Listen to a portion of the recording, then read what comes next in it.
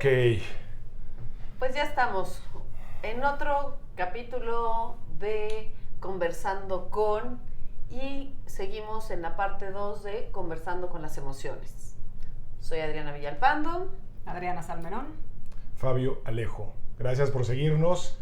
La comunidad está creciendo. Gracias por visitar nuestras redes sociales. Acuérdense que nos puedes encontrar en Spotify, en YouTube, en Instagram, en TikTok y ojalá en las próximas redes sociales que aparezcan o por conocer, también estaremos ahí. Nos encuentran como @itremmx. Ok, y la página es www.itrem.com.mx, donde podrás encontrar información sobre terapias, el programa de maestría, el programa de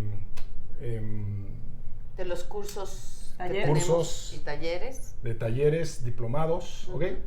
Entonces échate un clavado para ver cuáles son los servicios que puedes encontrar allí y también puedes hacernos comentarios, preguntas, inquietudes con respecto a los temas que tratamos, ya sea a través de YouTube, de Instagram o de TikTok.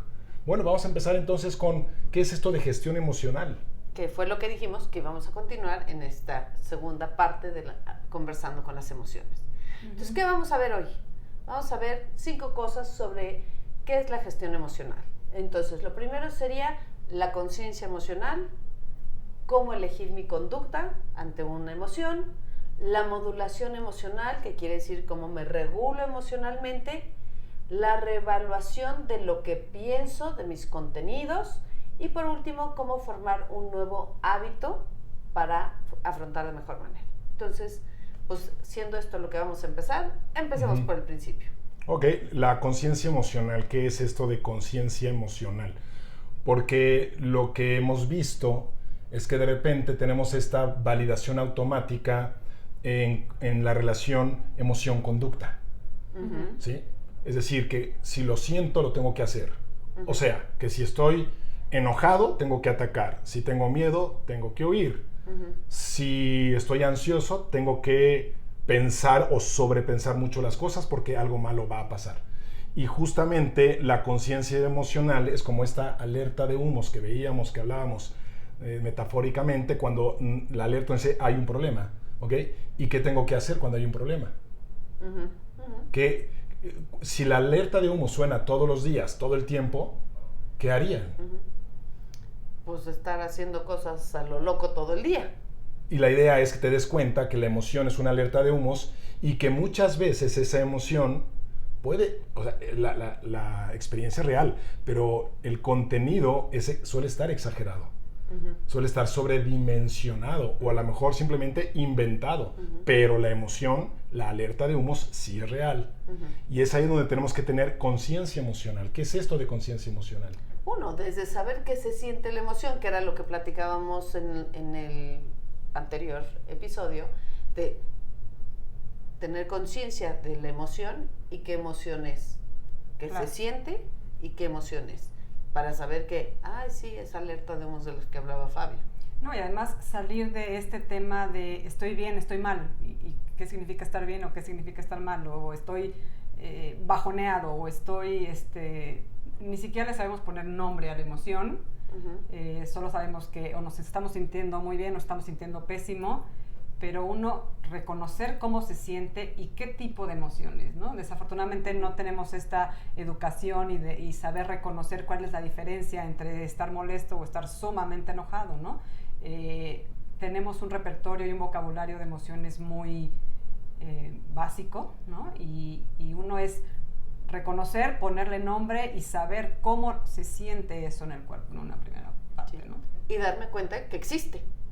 Porque hay quienes no se dan cuenta que están sintiendo una emoción porque o no les enseñaron o la tienen tan frecuentemente que hasta parece que eso es lo normal y no, pues es una alerta de humos, como decías tú.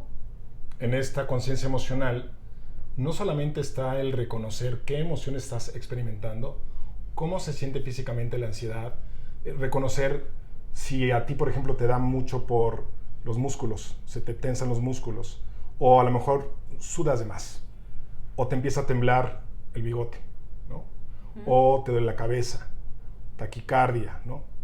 La taquipnea, respirar aceleradamente. Reconoce cuál es tu foquito rojo que se prende en tu coche, ¿sabes? En tu tablero. En tu tablero, ¿no? En tu tablero reconoce qué te está indicando. Entonces, primero la sensación. ¿Qué emoción estás experimentando? ¿Es una emoción de huida o de ataque? Es decir, enojo o miedo, o de hasta el muertito. Es una emoción de alegría, generalmente cuando nosotros vamos a hacer regulación emocional, que también tiende, o sea, la euforia es una emoción que hay que regular también, ¿no? Pero generalmente nos quejamos de las molestas. Se siente mal, dónde la siento, y entonces también qué gradiente, es decir, en la escala del 0 al 10, qué tan molesta es, o cuánto dura. Por ejemplo, puedes tú, a ver, esta emoción, vamos a decir, estoy experimentando ansiedad. Del 0 al 10, donde 10 es la vez que más ansioso he estado en la vida, ¿cómo calificaría esta sensación, esta emoción? No, pues está en 6. Ok, vamos a ver cuánto dura. No hagas nada, solamente experiméntala. ¿Dónde la sientes? ¿Cómo se siente? ¿Cuánto dura? ¿Cuánto te dura en 8 o en 7? No, ya pasaron 10 minutos, ya me bajó a 4. Ah, eso es un buen insight, ¿no?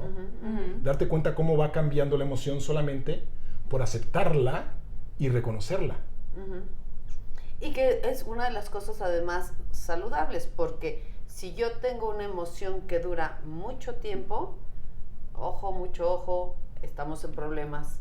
Así que se unen tus alarmas si llevas 4 horas enojado, algo no está funcionando bien, que tiene que ver con lo que vamos a ver más adelante, ¿no? Con lo que voy a planear hacia un cambio. Entonces es la duración de la emoción. Si me dura mucho, es un problema. Si es muy intensa, es un problema. ¿Qué otra razón te podría ser? Si es tan frecuente, si es una emoción que presento frecuentemente. ¿No? Solo me enojo, o me enojo por todo. Entonces ahí también esa conciencia emocional tiene que ver con estos puntos, ¿no? ¿Y cuándo aparece? ¿Cuándo me enojo? Otra parte de la conciencia emocional que me parece importante es, normalmente no asociamos que antes de actuar tenemos una emoción. Parecería que actuamos en el automático. Oye, pero ¿cómo te sentías cuando empezaste a procrastinar o cuando empezaste a atacar a alguien? Pues no, nada, pues pareciera que no hay justo esta conciencia de qué estoy sintiendo que me está llevando a actuar de tal forma, ¿no? Entonces, saber que hay una emoción atrás de una conducta. Exacto. Lo cual nos llevaría al punto 2. Exactamente, que es elegir mi conducta, ¿no? Y eso es cómo me autocontrolo, cómo controlo esta conducta. Que si bien pensaríamos que las emociones son espontáneas, la verdad es que sí hay modo de gestionarlas, ¿no? Y sí hay modo de elegir qué conducta sería deseable tener ante cierta situación, ¿no? Derivada de una emoción. Ya que la no conciencia emocional también nos lleva a la no conciencia de la conducta. Es decir, si podemos hablar de la libertad, a pesar de que hay un gran debate filosófico con respecto a si somos o no somos libres, en el cual no nos vamos a meter no nos vamos a meter ahorita, no vamos a filosofar ahorita. Es decir, que si hay algo parecido a la libertad sería la capacidad de poder elegir tu conducta y que esta conducta está organizada, planeada para un bienestar personal y global a largo plazo en vez de un impulso, ¿no? Un impulso, me enojo, grito, amenazo. Trueno dedos. Siento miedo, evito. Mejor no hablo en público. Mejor no voy. Me hago el que me enfermé.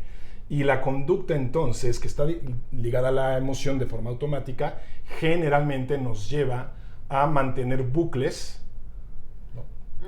Como bolas de nieve o bucles que nos mantienen en los problemas y en el sufrimiento. Es decir, que generalmente estamos sufriendo por las razones que no se nos ocurren, porque no elegimos la conducta y finalmente la conducta es lo que reafirma todo el sistema. Y es cuando dices, me fui como gorda en tobogán, ni cuenta me di, y te fuiste a hacer cosas. ¿Qué podríamos hacer, Adriana, por ejemplo, para escapar de esta prisión, de esta cárcel? ¿Qué es eso de elegir una conducta? Pues primero, muy relacionado con el tema de la racionalidad de los videos anteriores, me parece que tener esta conciencia de hacia dónde voy, qué quiero, qué es lo que busco, dónde está mi bienestar, ¿no?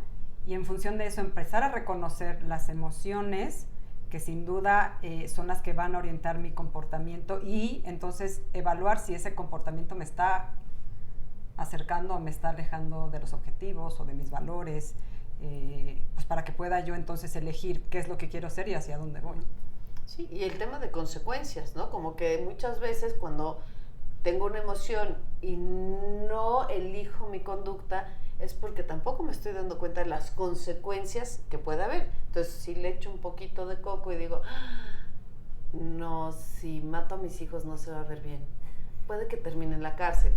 Chance mejor no los mato, aunque esté tan enojada, ¿no? Mejor me freno pensando que puede haber una consecuencia. Claro. Y normalmente pensamos que las emociones nos dominan y entonces es, ¿cómo no me voy a enojar? Pues no toca el enojo, ¿no? O ¿cómo no me voy a sentir ansioso ante todo lo que está sucediendo? No, bueno, a ver, puedes vivir esta circunstancia, esta adversidad desde otro lugar, a lo mejor desde la preocupación y entonces con una emoción que te permita reconocer que hay una adversidad, pero también que te permita actuar en consecuencia si hubiera algo que hacer. Claro, y eso sería parte del punto 3, que es la modulación emocional. Es decir, la autorregulación. El primer punto sería la conciencia, la conciencia emocional, o sea, darte cuenta de tus propias emociones. El segundo punto, elegir tu conducta, es decir, el autocontrol. Quiere decir que, aunque muchas personas dicen, es que me ganó, ¿no? Me ganó el impulso. A ver, si fuera diarrea, estoy de acuerdo, ¿no? Pero puedes elegir... Hemorragia. Una hemorragia. Un pedito, ¿no? O sea, ya me ganó el pedito. Pero sí podemos elegir la conducta. O sea, son muy raras las ocasiones en las que es un reflejo, ¿no? Entonces, el autocontrol es elegir tu conducta. Y 3 es la modulación emocional. Quiere decir la autorregulación. Autocontrol, autorregulación, para lo cual necesitamos técnicas de afrontamiento. Una técnica de afrontamiento es que tú busques una nueva forma de afrontar la emoción con una nueva conducta que no sea la conducta anterior, que no te está funcionando. A ver, yo ahí tengo un tema. ¿Una forma diferente de afrontar la emoción o de afrontar la realidad? Porque estamos poniendo como si la emoción fuera la razón. No, hay una realidad que nos genera la emoción y entonces, ¿cómo afronto esta realidad con una emoción diferente o con un grado diferente de la emoción? O sea, sí, pero también tenemos la experiencia emocional. Sí, es la realidad, lo que estoy pensando, y la emoción. Pero acuérdate de la metaemoción o la emoción secundaria. Es decir, cuando nosotros nos ponemos ansiosos por sentirnos ansiosos, entonces también podemos afrontar de una forma diferente la experiencia emocional que no nos gusta, a lo mejor empezando por la aceptación. Ok. ¿No?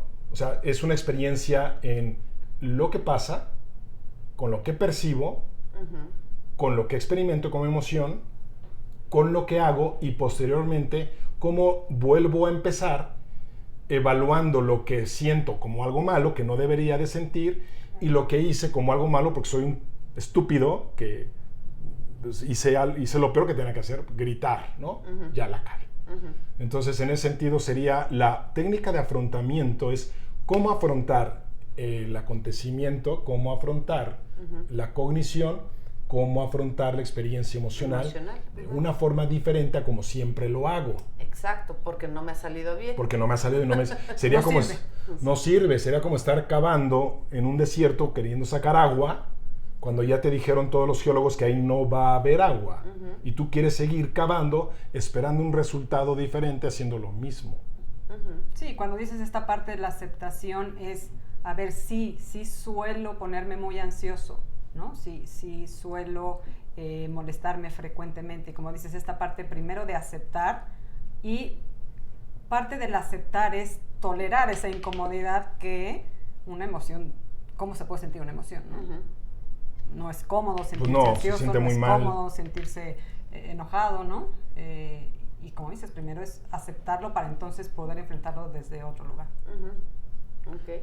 Técnicas de afrontamiento. A ver, las más cercanas, las más inmediatas, estés donde estés, es tu respiración.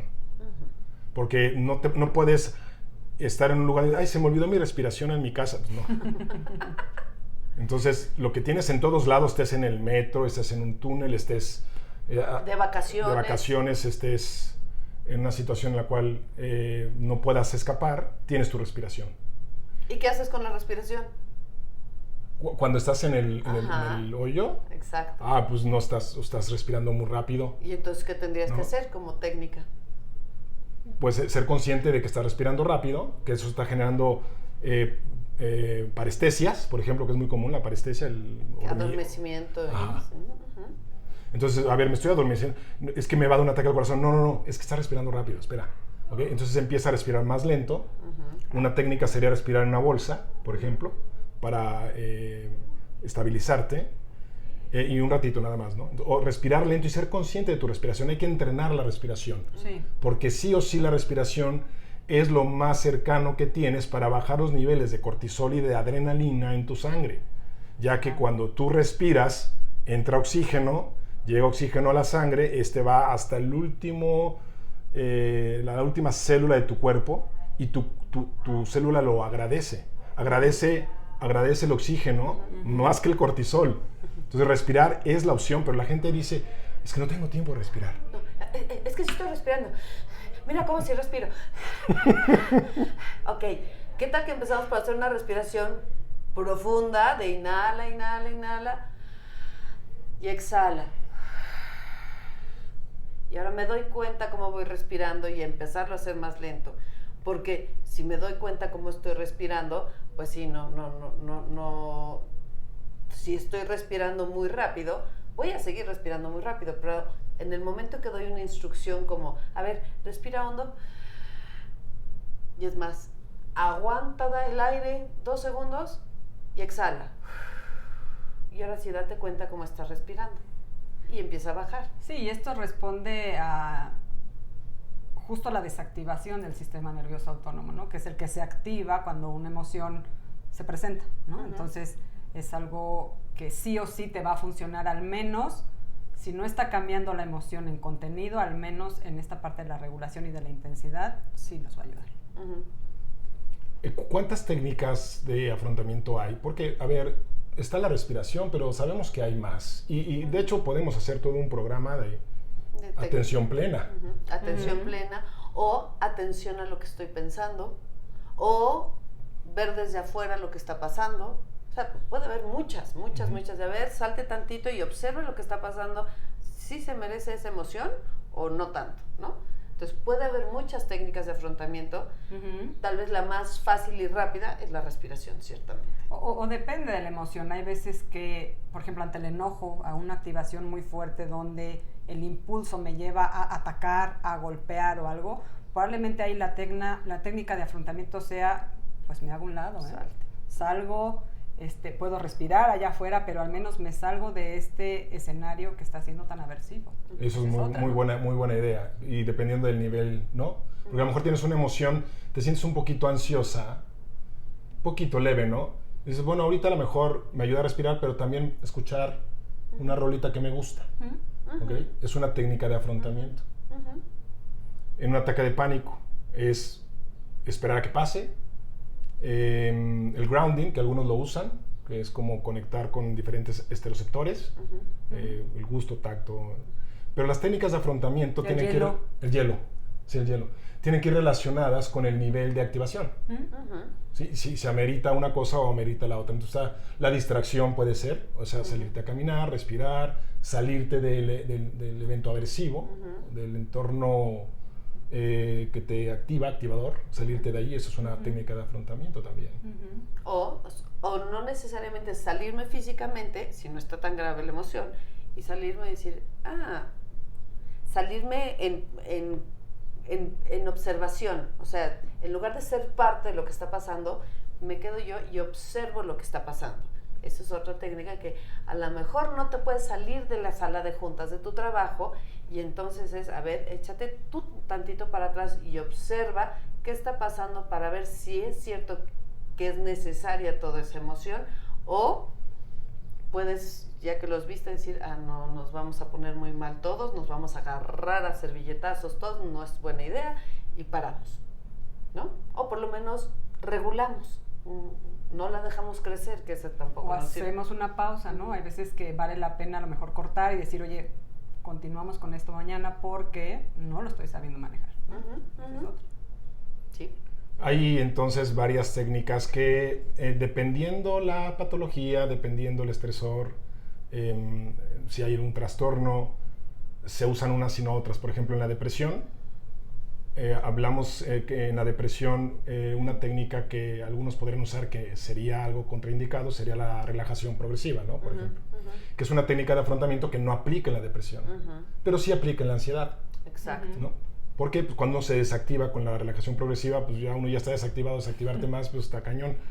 Entonces sí hay que elegir determinadas técnicas de afrontamiento que las iremos retomando de acuerdo a los temas de los que vayamos hablando, ¿no? Y bueno, una de las técnicas que implica mucho más esfuerzo tiene que ver con la reevaluación de los contenidos. Mucho más sofisticado. Mucho más sofisticada, que requiere de un trabajo, pero es mucho más duradera en el tiempo y en mi bienestar a largo plazo. ¿Qué significa reevaluación de los contenidos? ¿Qué son los contenidos? Los pensamientos. Ok, es lo que estoy pensando, es con lo que estoy pensando. Y es una forma de autoconfrontarme, de darme cuenta qué tan prudente, qué tan racional, qué tan adecuadamente estoy pensando o no. Y ese es más sofisticado, se lleva su tiempo en aprender, normalmente ayuda a que lo aprendas con alguien que te guíe en psicoterapia, pero hay quienes naturalmente lo hacen y son muy listos ellos. Entonces, ¿qué haríamos con la reevaluación de los contenidos? Yo creo que algo importantísimo que utilizamos aquí en la TREC, pues claro que es el debate, pero vale la pena considerar que las emociones no solo son distintas en intensidad, ¿no? No es que unas sean más intensas que otras. Las emociones también son diferentes en contenidos, ¿no? Y por eso la intensidad. Y por eso la intensidad, porque una emoción que tiene un contenido racional normalmente nos va a llevar a una emoción saludable, una emoción constructiva, una emoción que nos lleve, probablemente no nos guste, pero es una emoción que nos va a permitir llegar a nuestras metas, a lo que estamos buscando, ¿no? Y es por el contenido, qué hay atrás de una emoción saludable y qué hay atrás de una emoción que no está siendo saludable, ¿no? Exacto, es lo que estoy pensando. ¿Les gusta que les lleven la contraria en una sobremesa? Que tú dices una cosa y te dicen, no es así. A ver, no entiendes. No entiendes. Porque por lo regular, pues no nos gusta que nos lleven la contraria, nos gusta tener la razón. Imagínate si no te gusta que te lleven la contraria, si te vas a llevar la contraria a ti misma. Es decir, menos. Te vas a confrontar de que eso que estás pensando no es exactamente así. Emocionalmente tu emoción te dice, sí es así, yo te lo estoy diciendo y créeme, yo te salvo la vida. Y lo llevamos haciendo hace un chorro de tiempo. Entonces ya no te cuestiones nada. Por eso la confrontación, como decías, es un salto doble mortal a la izquierda y luego a la derecha, porque el pensamiento está secuestrado, el pensamiento racional está secuestrado por el razonamiento emocional.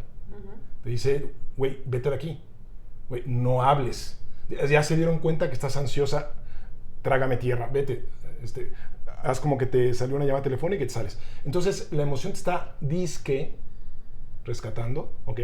Y autoconfrontarte tiene que ver con el criterio racional que ya hablábamos en otro programa, ¿no? Es decir, ¿qué evidencia tengo de que este pensamiento es cierto? Y si no han visto ese programa, váyanse conversando con la racionalidad, vale la pena que lo vean. Parte 1, ahí lo van a ver. ¿Cuáles son los criterios que vamos a usar para confrontar y debatir si nuestra alerta de humo se está sonando y si hay incendio o no?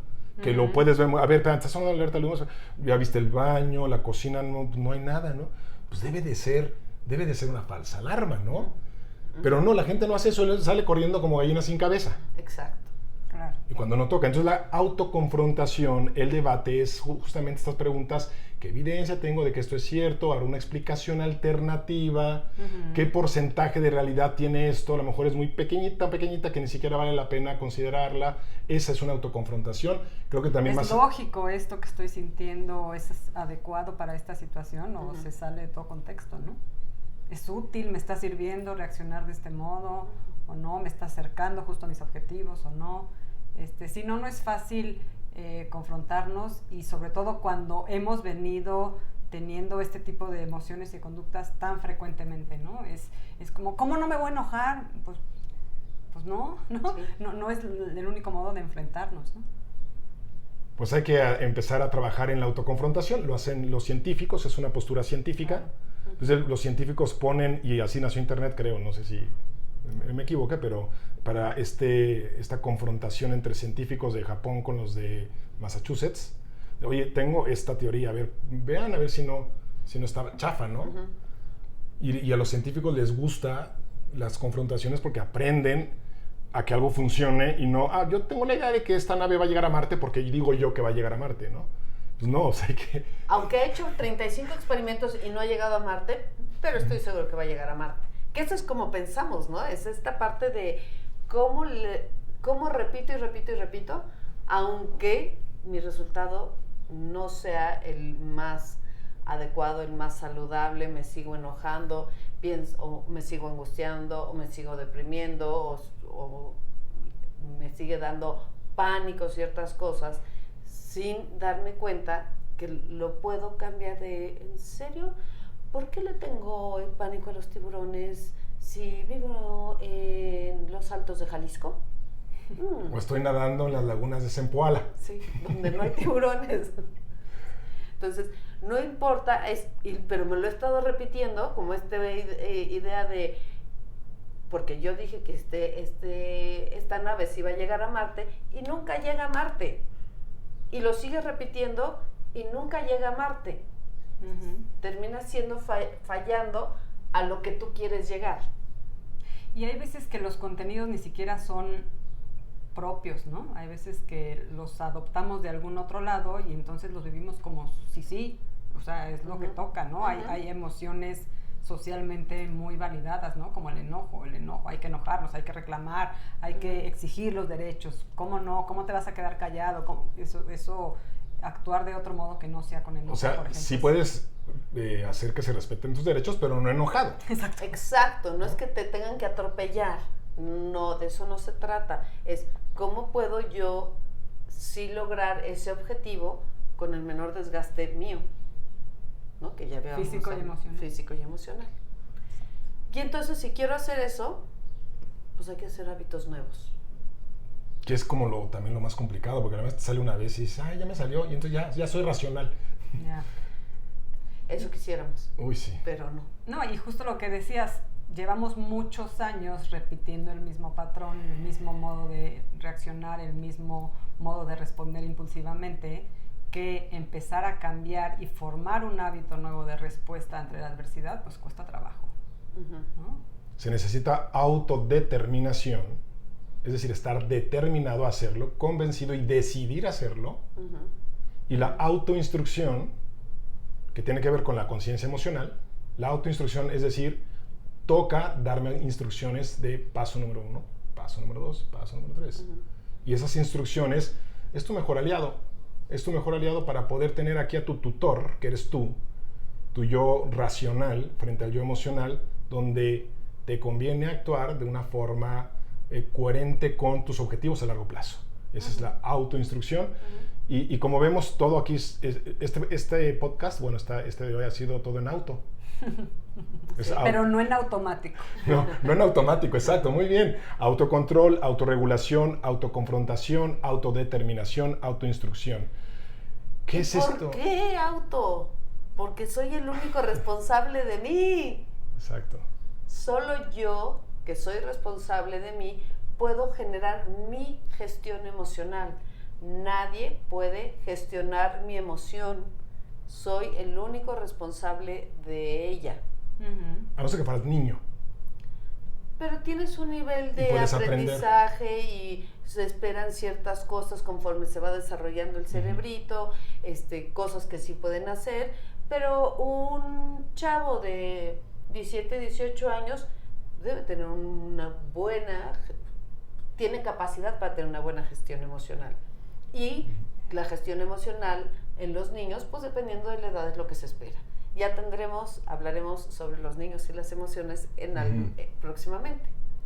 Y algo importante es justo esta parte de la responsabilidad emocional que mencionas, que es qué es lo que sí puedo hacer, ¿no? Hay cosas, hay situaciones, inclusive las emociones de los otros que no dependen de mí. Entonces, hace mucho sentido en enfocarme en lo que sí depende de mí, que son mis emociones, mis pensamientos, mis conductas, y eso me va a llevar a afrontar mejor la adversidad y acercarme a los objetivos que yo haya decidido.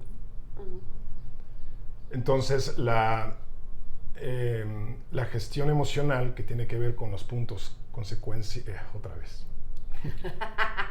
Esa palabra de consecuencia la traigo hoy, la estoy usando mucho. Conciencia emocional es el punto número 1. Elegir mi conducta, no es que se me salió, no es que así la puedes elegir, porque estás muy acostumbrado. La modulación emocional, la reevaluación de los contenidos, es decir, la autoconfrontación y formar un hábito. Ahora, pregunta, ¿en cuánto tiempo o en cuántas veces se forma un hábito?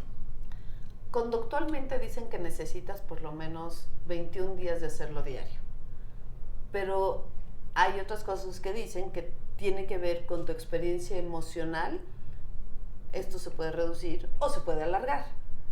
Y tiene que ver, como este es un reaprendizaje, también tiene que ver con qué tan fuerte está el aprendizaje anterior para ver cuántas veces tengo que repetir. Pero si lo ponemos así barato, 21 veces, ¿no? Vamos a creer. 21 días de repetirlo diario, pero varias veces, porque a lo mejor yo llevo repitiendo esto 25 años. Entonces tengo que dar el impacto suficiente, la repetición suficiente para, yo les digo, guardar el pensamiento o el contenido anterior en la parte de abajo para que en tu playera de arriba tengas el nuevo, ¿no? Es el que estamos repitiendo, esté más cerquita más a mi alcance. ¡Ay, esta es la playera! ¿Sí? Mi playera que quiero porque es la que está arriba. Y el otro se va a ir abajo porque, cosa importante, no desaparece, se va a quedar ahí guardado, sí, pero que esté lo menos accesible porque estoy repitiendo y repasando el otro. Cuéntales tu metáfora del Templo Mayor. Está buena. Claro, la metáfora del Templo Mayor, y sin detrimento a las culturas autóctonas de este país, ya de ningún otro país, el Templo Mayor en la Ciudad de México se encuentra en el centro, y cuando se construyó el templo, se hizo el Templo Mayor y se construyó la catedral de la ciudad sobre el Templo Mayor, cosa que hicieron los españoles en varias ocasiones. ¿Pero qué es el Templo Mayor? Porque hay gente que no sabe. El Templo Mayor es un templo de los aztecas que tenía aparte mucho atención hacia las cuestiones de la muerte, ¿no? Y entonces, bueno, construyeron la catedral encima del Templo Mayor, y entonces este es nada más para tener contexto. Entonces, ¿qué pasa con el proceso terapéutico? El proceso terapéutico en esta metáfora es construir una catedral, convertirte en una catedral y ir aprendiendo cosas nuevas que vas construyendo sobre las que ya estaban. Entonces vas haciendo tus capiteles y tus bóvedas y tus contrafuertes y todo lo que sea necesario para construir esta catedral, que es algo que tú quieres. Pero eventualmente puede temblar o puede haber una inundación y sorpresivamente van a aparecer cosas del Templo Mayor que ya no queremos. Entonces hay que remozarlas, volver a hacer estos esfuerzos que hicimos en la terapia cuando estuvimos construyendo la catedral para seguir teniendo una catedral muy bonita, que eso es lo que yo quiero. Entonces, eso es lo que pasa cuando tratas de formar un hábito, es como construir una catedral. Tenemos ahí los libros que dicen que las catedrales se tardaron en construirlas 400 años, esperemos que sean un poco menos, ¿no? Que es parte del proceso terapéutico, cuando entras en un proceso terapéutico. Y además lo más racional sería también esperar que ciertos comportamientos, como dices, ante temblores, ante circunstancias, puedan volver a salir, ¿no? Y no por eso darnos por vencidos, sino que siempre se puede volver a empezar y nunca empezamos de cero. O sea, no. Si ya empezamos a hacer las cosas distintas y de pronto caemos, volvimos a reaccionar, otra vez me dio el pánico, la ansiedad, si ya tengo cierto avance, no voy a empezar desde cero, ¿no? Hay veces que tenemos el conocimiento claro a nivel de pensamiento y luego nos cuesta trabajo llevarlo a la conducta, pero pues el único modo de hacerlo es practicando, pues como cualquier hábito, como el ejercicio, como las pesas, como el correr, como entre más lo practique, como comer sano, como todos los hábitos, como hacer tu cama todas las mañanas, lo mismito. Entonces es racional o irracional esperar que nunca más vuelvas a sentirte mal o vuelvas a generar una conducta indeseable. Pues sería poco adaptativo pensar que nunca más te vas a equivocar, ¿no? Vamos a decir, en lo racional y irracional sería irracional. ¿Por qué? Porque no hay nadie que no se equivoque, todos vamos a fallar, pero la ventaja de haber hecho el proceso de crear un hábito es decir, ya sé cómo regresar, ¿no? Es como el Waze, recalculo más fácil. Recalculo la ruta, muy bien. Muy bueno. Me encantan las metáforas. Recalculo la ruta. Entonces, es querer ser 100% racional, no sería racional. No. ¿Verdad? No, y además la racionalidad no es que sea lineal, no es que todos los días sea más racional, porque probablemente soy más racional en algunas cosas y en otras no, pero pues es parte del ser humano, de ser falible, ¿no? Así que el hábito es empezar, pero también recordar que en algunos momentos puede salir el templo mayor, ¿no? Y porque salga el templo mayor no quiere decir que ya otra vez estamos en cero. En el año de 1000 antes de Cristo.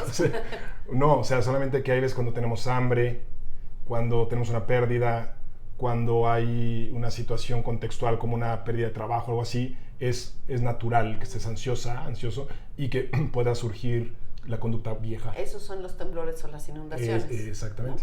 ¿No? Todas estas cuestiones que luego nos estresan y pueden ser desde cosas que sí suceden que nos estresan o situaciones que nos pasan a nosotros como dormí mal, no comí, traigo arrastrando cansancio de una semana muy pesada. Probablemente vas a estar más irritable y con mucha más facilidad hay la posibilidad que salgan estas cosas que tenemos aprendidas desde antes, que es la playera de hasta abajo en nuestro cajón y la sacamos, ¿no? En esos momentos. Neuronalmente hablando serían las nuevas rutas como cables finitos que apenas estás conectando y las rutas viejas, neuronalmente hablando, esas conexiones sinápticas serían como luego este cablerío que vemos en algunas calles donde ves arriba y dices, Dios mío, ¿qué es eso? O sea, es una red neuronal muy compleja, ¿no? El teléfono, luz, internet y todos los cables ahí. Bueno, pues así en el cerebro las conductas viejas están muy bien cableadas y sobre todo emocionalmente cableadas, y las nuevas son como callecitas que apenas estamos empezando a construir y que pues hay que usarlas, ¿no? Para que se haga como un burro que camina siempre por la misma vereda, pues hace un surco. Entonces hay que ir a caminar por esa vereda y cuando dejas de caminar por esa vereda se vuelve a salir el pasto. Entonces el hábito es caminar y caminar y caminar por el mismo lugar toda la vida. Y cuando de repente pase algo, pues no tratarte mal, no despreciarte, no autocondenarte, sino aceptarlo como una recaída normal que todos tenemos y seguir nuevamente recalculando la ruta, ¿no? Okay. Así es. ¿Ok? Muy bien. Pues esperemos que les haya gustado Les recordamos nuestras redes, Instagram, TikTok, YouTube, como ITREMMX, la página donde ya les contamos que pueden encontrar mucha información sobre el instituto, www.itrem.com.mx, y también estamos en Facebook como ITREM, Instituto de Terapia Racional y Emotiva de México. Estén pendientes de los cursos porque va a salir un curso próximamente, en la página se va a anunciar, así es que métanse ahí a la página para ver cuáles son las novedades que continuamente el instituto va a estar ofreciendo. Sugerimos también que nos manden temas, inquietudes, algo que les gustaría ver aquí en el podcast y con gusto lo tratamos. Escríbanos. Chao. Y suscríbanse al canal de YouTube, por favor. Bye.